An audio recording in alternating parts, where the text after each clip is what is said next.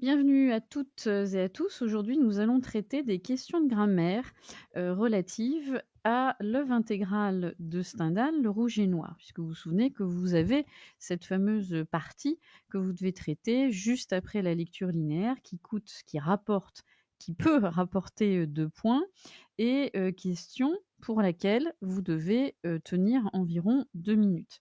Le but aujourd'hui, c'est de voir ensemble et de vous rappeler que vous avez, malgré tout, même si c'était très court, à faire une petite introduction, pour introduire justement le propos, grammatical, d'observer et d'analyser l'énoncé qu'on va vous donner et de faire une petite conclusion, si possible avec une ouverture avec l'aspect stylistique de l'auteur. Mais je dis bien si c'est possible.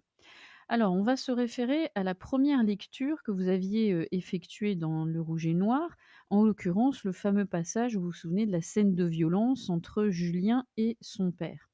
Et on pourrait très bien vous donner la consigne suivante, qui consisterait à observer le passage que vous avez ici et on vous demanderait à ce moment-là d'analyser l'organisation des phrases.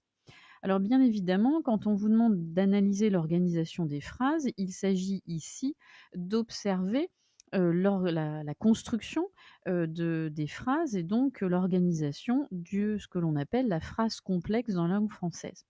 N'oubliez pas donc dans l'introduction, même si elle est très sommaire, très rapide, vous expliquez en quoi consiste une phrase complexe en français. Qui dit phrase complexe dit plusieurs propositions. Et qui dit plusieurs propositions, pour les repérer, il suffit de compter le nombre de verbes conjugués. En l'occurrence ici, nous avons 4 verbes conjugués, par conséquent 4 propositions. Ce qui est intéressant, donc il regarda, était tombé, s'était et affectionné. Première chose que vous ferez remarquer à l'examinateur, c'est que vous avez affaire à 2 propositions juxtaposées, tout simplement parce que vous repérez le point virgule. Donc la première qui va de «en passant» à son livre est la première phrase complexe constituée de 2 propositions puisque vous avez 2 verbes conjugués. Le point virgule permet de juxtaposer cette première proposition à la suivante qui va de «c'était» jusqu'à «Sainte-Hélène». Et donc pareil, une phrase complexe constituée de 2 propositions puisque vous avez 2 verbes conjugués, «c'était» et «affectionner». La première phrase complexe est constituée de la proposition principale de «en passant» jusqu'à, le ruisseau, donc proposition principale, à laquelle est reliée la proposition subordonnée «Où était tombé son livre?» que vous identifiez assez simplement parce qu'elle est introduite par le pronom relatif «où» qui a un antécédent, en l'occurrence le ruisseau. La deuxième phrase complexe va de «C'était celui de tous», qui est la proposition principale, suivie de la proposition subordonnée «Qui l'affectionnait le plus?» avec en incise, après la virgule, le mémorial de Sainte-Hélène. L'antécédent est bien sûr celui de tous, mais aussi l'incise, le mémorial de Sainte-Hélène. Et vous avez ici une proposition subordonnée relative. Et si vous posez la question «Il affectionnait le plus quoi?» c'est le mémorial de Sainte-Hélène, l'antécédent, mais qui est mis ici en incise, mais aussi donc l'antécédent grammaticalement, c'est celui de tous. Donc en fait, on a 2 propositions qui sont construites de la même façon, une proposition principale suivie d'une proposition subordonnée relative, à savoir aussi que ces 2 propositions, ces 2 phrases sont juxtaposées l'une à l'autre, comme on l'a dit tout à l'heure, par le point virgule. Vous mettrez en évidence rapidement en conclusion que cette structure grammaticale est aussi typique du style de Stendhal, c'est-à-dire des phrases certes complexes mais qui sont assez courtes, et vous montrerez justement que ça c'est typique du style stendhalien, à savoir une certaine concision lorsqu'il s'agit de d'écrire, d'avoir des passages descriptifs ou narratifs dans différents chapitres. Voilà, et vous voyez bien que là, moi, j'ai dépassé les 2 minutes, mais on a pris le temps de voir ensemble ce qu'il y avait à dire, mais vous voyez que c'est très rapide à expliquer.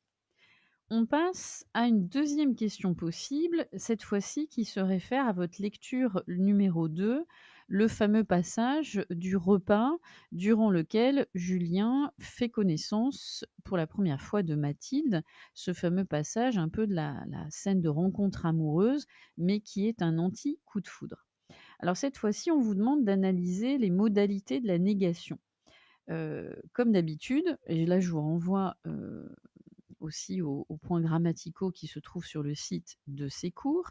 Vous faites une introduction rapide qui consiste à expliquer le mécanisme et le fonctionnement de la négation dans la langue française avec les négations totales partielles. Là, vous relevez à dessein qu'il y a donc deux négations, ne point et ne jamais, qui en l'occurrence sont des négations totales, construites grâce aux adverbes de négation absolue, ne point, ne jamais, qui encadrent, vous pouvez le dire comme ça, les verbes plaire et les verbes avoir. Et vous soulignez tout simplement que la deuxième négation est d'ailleurs une négation à tonalité ou à valeur temporelle. Pour clore l'analyse, là elle est très rapide, vous pouvez aussi faire un parallèle avec le contenu même du passage, hein, qui montre bien par ces négations qu'on a bien affaire à non pas un coup de foudre, mais un anti-coup de foudre, puisque vous avez presque un rejet de la part de Julien à l'encontre de Mathilde. Donc vous voyez bien, et vous direz combien la grammaire est au service du sens ici voulu par Stendhal.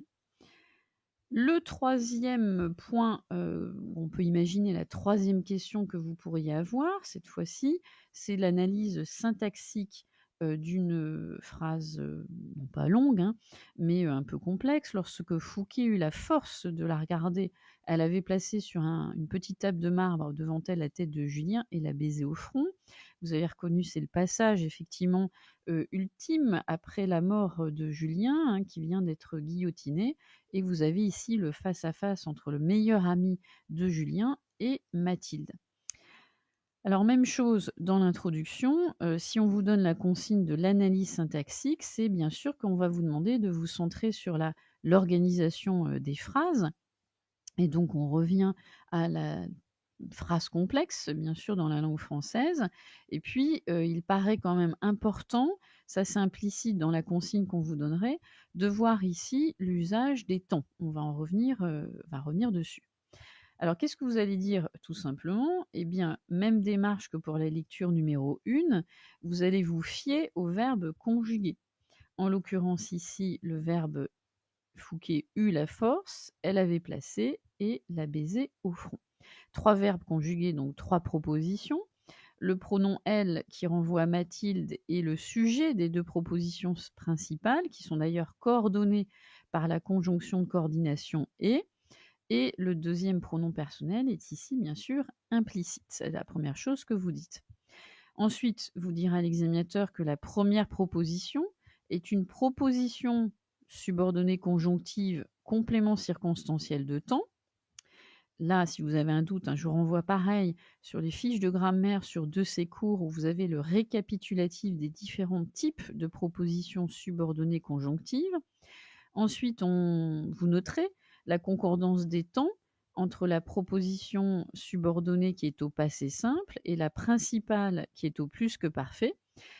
Concordance des temps tout à fait logique qui se justifie par l'antériorité de l'action de Mathilde par rapport au moment où Fouqué observe la scène.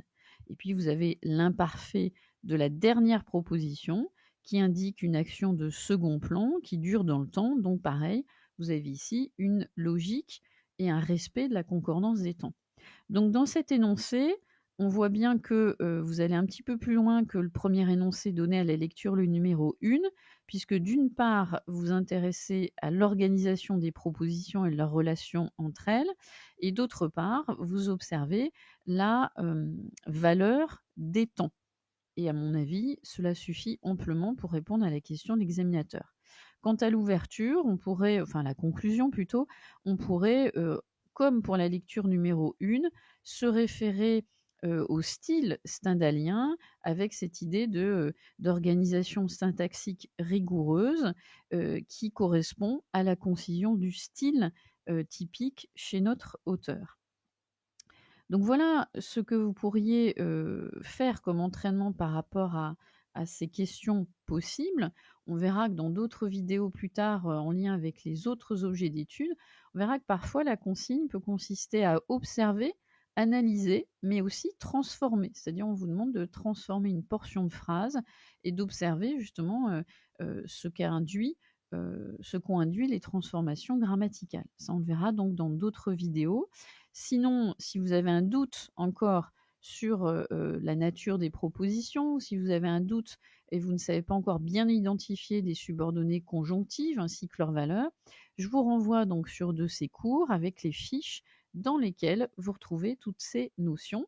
Donc je vous dis à très vite pour d'autres analyses grammaticales, hein. Je sais que vous adorez ça, mais vous verrez que même principe, hein, que les lectures linéaires, plus vous allez observer, plus vous allez retrouver des mêmes faits grammaticaux et donc moins ça vous posera de problème le jour de l'épreuve orale. Donc à très vite sur Clapotis.